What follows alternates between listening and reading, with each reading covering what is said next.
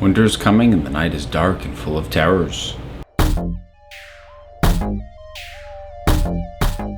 Game of Thrones Season 6, Episode 7, The Broken Man. This is your warning, I don't do spoiler free anymore. And let's get right to the titular Broken Man. Sandor Clegane, the Hound, is alive. I wish I could say I was surprised, but we've had enough characters coming back lately who, some were actually flat out dead, others we had presumed dead or we just hadn't seen for a long time, that I wasn't shocked to see him. That said, I was very happy to see him. They got him kind of channeling the Rambo thing here where he's trying to put that life behind him, but it basically kind of hunts him down. And this is a case where the execution really sells it. Ian McShane was a great find to play the part of the former soldier turned pacifist kind of character. He totally sells it, but it's a very cliche part. It's honestly, it's a pretty cliched little mini arc that they give him, but I'm so happy to see him again, and he's doing the part very well, and Ian McShane is so good that it still works, even though it's fairly cliche. And actually, I'm gonna say as a whole, I'm becoming slightly concerned about the show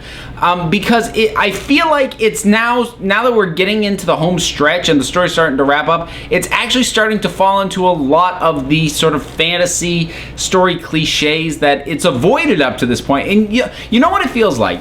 It feels like the first 5 seasons or so is all the dark history backstory that goes on in the background of most fantasy stories, and now we are into the main sort of adventure thrust that most fantasy stories actually bother telling, which means we're in the part where characters can't drop dead because we actually need them to live to serve a function to get to the end. Now, I don't know how much of that has to do with the showrunners who at this point have surpassed what George R.R. Martin has written, and this is them doing that, or if this was always going to be the case and it's just the inevitability of the story of now sort of coming to a head and finally getting to a wrapping up point, or at least steaming towards it. I'm not going to necessarily say that I don't like it, but the show as a whole is becoming a little bit more predictable. And I'm not honestly sure there was really a way around that unless they just wanted to draw a line in the sand and give really unsatisfactory conclusions to these various characters and stories. And it didn't even necessarily dampen my enjoyment of this episode. I did enjoy this episode. I had that thought towards the end of watching it. I just wanted to get it out there. What else? We got the Blackfish. We finally see him for the first time in years, and after 2 episodes of teasing him,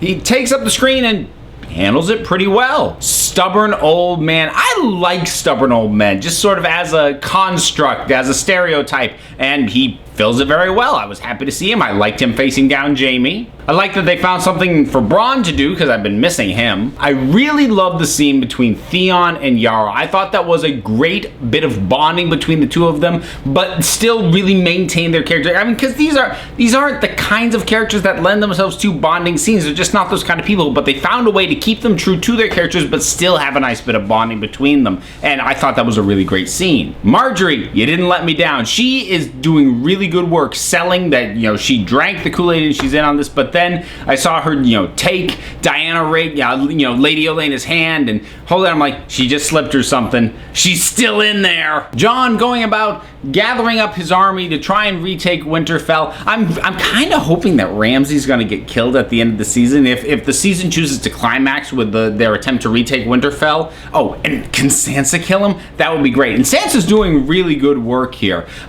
She's really making a point of trying to live up to the name of Stark. And I love the scene where they're at House Mormont trying to get them to pledge what ends up just being 62 men. And I love that girl. She is awesome because we've seen a fair amount of child rulers or, noble children or whatever. And she is completely unlike any we've ever seen. This is a tough kid who has stepped up to the role, and yeah, that was just a great scene. Arya getting stabbed was a little disappointing. I guess not so much in concept, I suppose they have to raise the stakes and make, sort of reiterate just in how much danger she can't trust anybody that she sees. But I mean, I saw that woman on that little bridge bit and I instantly thought, well, that's the girl. I called it immediately. And so for Arya to fall for that when I saw it coming, it was annoying. But like I said, there's a fair amount that goes on in this episode that it's kind of all predictable. But that said, there was a lot that made me smile. There was a lot that I enjoyed, and I think that even if the show starts entering into overall story cliches a little bit more,